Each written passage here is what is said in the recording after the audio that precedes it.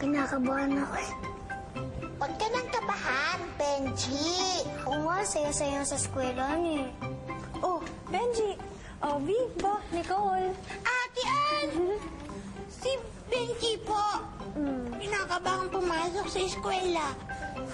Ganun ba? Ako? Benji! Halika, dito ka. Oh, totoo ba yun? Kinakabahan ka nga ba? Oh, bakit naman? Kasi po ate Ann, bagong pasok lang po ako ron. Wala po akong kilala eh. Benji, nandun naman kami sa eskwelahan. Naman pala eh. Pero alam mo, maganda yung kwento natin na tampok ngayon sa kwentong Bibo. Kapareho mo yung problema nung bida doon. Talaga po?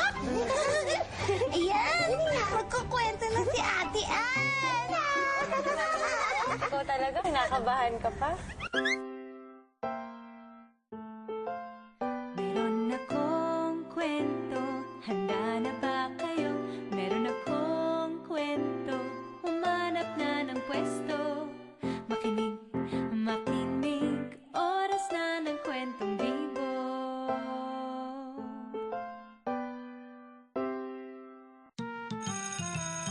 Unang araw ng klase.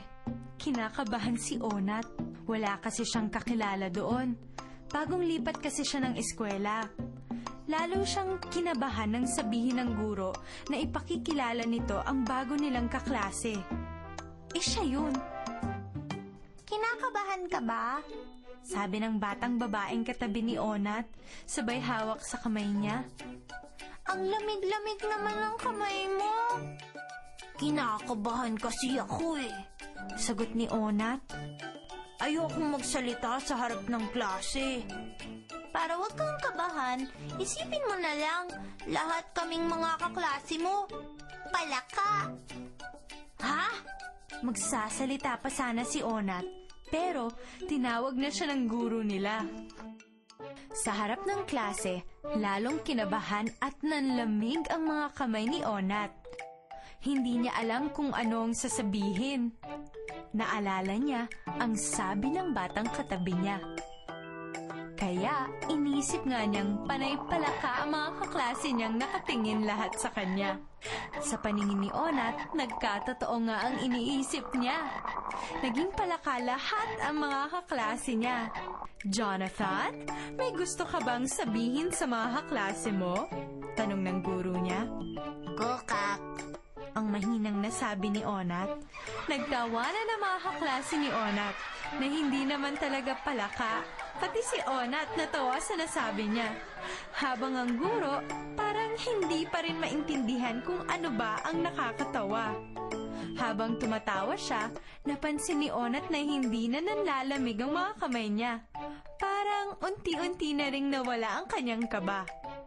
Kaya, nakapagpakilala ng mahusay si Onat sa harap ng klase. At nang tanungin siya ng kanyang guro at kaklase, nasagot din niya agad ang mga ito. Salamat sa payo mo ha, nakakatawa. Sabi ni Onat sa katabi pagbalik sa upuan. Ako nga pala si Onat. Ako naman si Becca. Naging madali na para kay Onat ang magpakilala sa iba pa niyang mga bagong kaklase. Oh, mga bata, nagustuhan niyo rin ba yung kwento natin? Talaga? Parang narinig ko, pati kayo nagkokak? Sandali tanungin ko rin sila kung nagustuhan nila yung kwento natin. Oh, kayong mga bata, nagustuhan niyo rin ba yung kwento natin? Opo. Natawa po ako dun sa parang palaka ang tingin ni Onat sa mga kaklase niya. Kayo rin ba? Ginawa niyo yun? Ang naisip ko po, lahat po ng mga damo nasa harap ko. Ako naman po. Inisip ko panigpritong manok ang nakatingin sa akin. Ikaw, Benji, ano naman ang masasabi mo sa kwento natin? Nagustuhan ko po yung nagpakilala si Onat sa bago na kaklase. At nawala rin ang kaba niya, hindi ba? Ano bang magandang isipin para mawala yung kaba ko? Isip tayo. Sige. Sige. Medyo isipin na mga... Kayo rin mga Alam ko na. Ano? Mga ano sila? Laro na lang tayo. Alam ko na, magduling-dulingan na lang tayo. Mga bata, nandito tayo ngayon sa bahay ng lohika. Dito natin matututuhan at makikilala ang iba't ibang hugis, bilang at kulay. Bilog tatsulok, parisukat parihaba. Mga hugis sa paligid, mahahanap mo kaya. Bilog tatsulok, parisukat parihaba. Mga hugis sa paligid, ang makita taya. Narito na ang bagong laro na inyong kagigiliwan. Ang Anong Bagay, Anong Kulay! Kumusta kayo? Huhulaan ng mga panauhin natin kung anong mga bagay ang ilalarawan natin at kung anong kulay ang mga ito. Handa na ba kayo? Handa na! Handa na rin ba kayo? Simulan na natin! Bungang matamis at mabango. Pambansang prutas. Ano ito? Pambansang prutas. Alam ko na, mangga, nga. Tama! Mangga! Ito na yung susunod. Bungang pahaba na parang matatabang daliri. Paboritong prutas ni King. Ano ito? Bungang pahaba? Paborito ko. Saging. Tama, saging yan. Tama rin si King. Eto na ang huli Bungang maasim ang katas. Paboritong gawing juice. Ano ito? Bungang maasim ang katas? Alam ko yan! Paboritong gawing juice. Lemon! Ang sagot mo! Ayan! Bawat isa sa inyo may isang puntos. Ang makasasagot nitong uling tanong, siyang mananalo. Mangga, saging, lemon, ano ang kanilang kulay? Dilaw! Lahat sila ay kulay dilaw! Ang galing! Hanggang sa susunod na!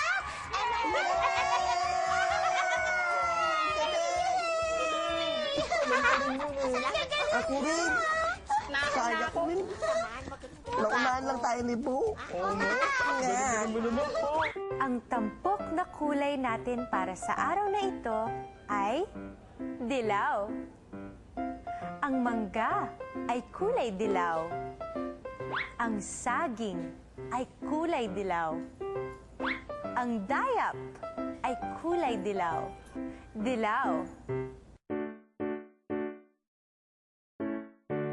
Isa, dalawa, tatlo, apat, lima, anim, pito, walo, siyam, sampu.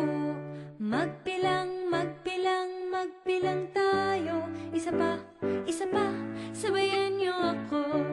Isa, dalawa, tatlo, apat, lima, anim, pito, walo, siyam, sampu. Kasama ko ngayon sina Nicole at si Benji. Mga bata, anong tunog nito?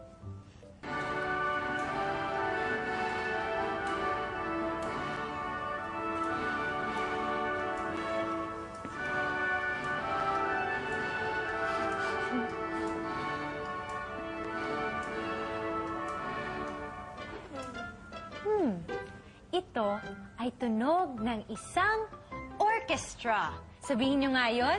Orchestra! Orchestra. Ang isang orchestra ay grupo na binubuo ng mga musikero. Tumutugtog sila ng iba't ibang instrumentong pang-musika. Sabihin nyo nga yun? Musika. Musika. Musika. Yan. Ito ay binubuo ng iba't ibang pamilya o bahagi ng mga instrumento. Handa na ba kayong malaman ang unang bahagi? Handa na kayo? Kilalanin natin ang pamilya ng instrumentong brass. Sabayan niyo ako. Brass! Gawa ito sa tanso o makikinis na bakal. Tapos karaniwan dito, may 3 valves. Sabihin niyo ngayon? Valves! Tama. Yun yung mga pinipindot. Yan, yung mga buttons.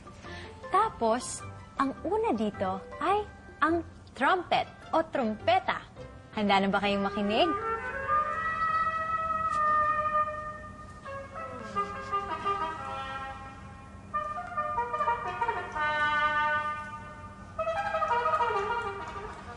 Nicole, ano yung naramdaman mo nung nakarinig ka ng trumpet? Para po akong prinsesa. Talaga? Parang prinsesa ka sa isang kastilyo? Eh, ikaw naman, kuya. Para po akong pumunta sa kaharian na malaki. Talaga? Tapos sino ka doon? Hari. Ikaw yung hari at siya naman yung prinsesa. Oo nga, ang ganda nga ng tunog. Eh, ang French horn. Ito ang tunog.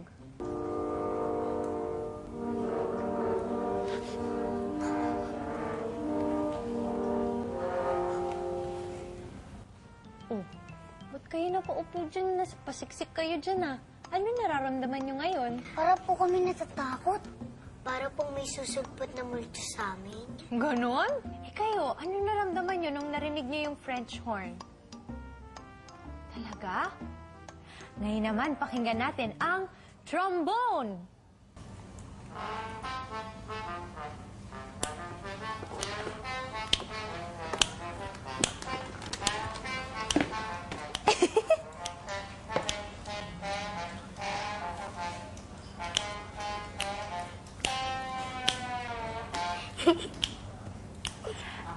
Ang ganda ng tunog, no?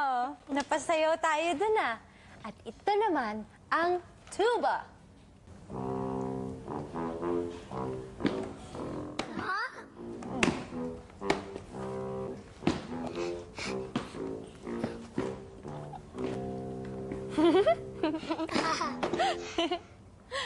Mga bata, pakinggan natin ang 4 na instrumento na yun na sabay-sabay. Ang trumpet, ang French horn, ang trombone, at ang tuba. Handa na ba kayo? Opo. Kumpas tayo, ha? Sige nga, sundan ka namin. Paano?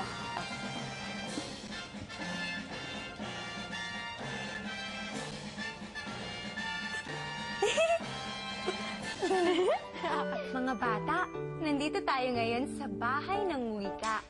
Dito natin matututuhan, isulat at bigkasin ang mga titik. Kung papaano bumuo ng mga salita at alamin ang mga kahulugan nito. Bawat titik kilalanin, bawat tunog ay sabihin. Pagsama-samahin, mga salita'y buuin. Bawat salita'y sabihin, kahulugan ay alamin. Pagsama-samahin, pangungusap unawain. Mga bata, para maintindihan natin ang dula sa dulaang bibo, kailangan natin pag-aralan ang mga sumusunod na salita. Ito ang leon. Isang malaki at mabangis na hayop. Ito naman ang lobo. Mas maliit ang lobo sa leon. Mabilis gumalaw ang lobo. Inihahandog ng dulaang bibo ang maikling dulang pinamagatang ang lobo at ang leon. Gaganap bilang lobo si Ate Ann. Nandiyan na naman ang leon. At si Kuya JK naman bilang leon. Kasalubong sa kagubatan ang leon at ang lobo. Nandiyan leon. Takot na takot ang lobo sa mabangis na leon. Mabilis gumalaw ang lobo, kaya mabilis itong nakapagtago.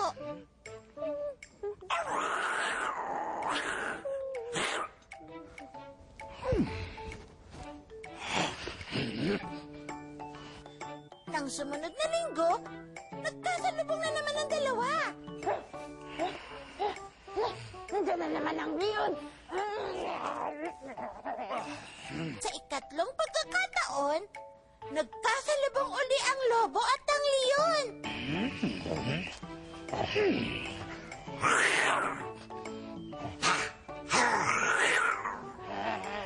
Ginong Leon, Bakit? pangatlong beses na natin nagkatagpo. Ano naman ngayon?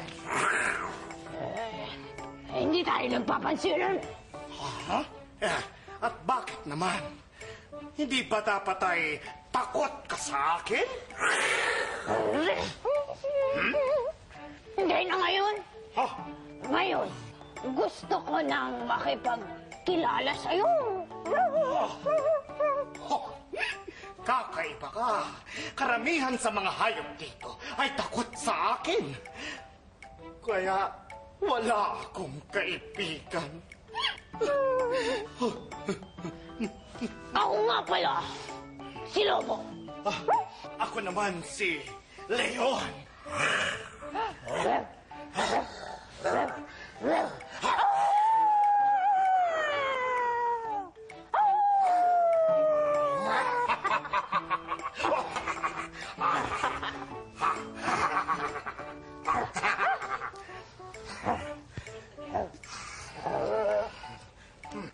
At mula noon, naging magkaibigan ang lobo at ang leon.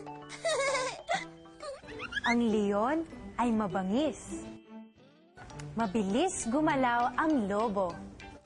Anong pinakagusto niyong ginawa natin ngayon, Bo? Ang gusto ko po, yung gumanap ka na lobo at ian. Ako gusto ko rin yun. Ay, gusto ko pa yung ginawa natin sa bahay ng lohika. Ay, Ate Ann, kailangan na natin magpaalam. Magkita tayo uli sa susunod na Sabado. Pero bago yan, magpaalam muna tayo sa ating mga kaibigan. Paalam! Paalam!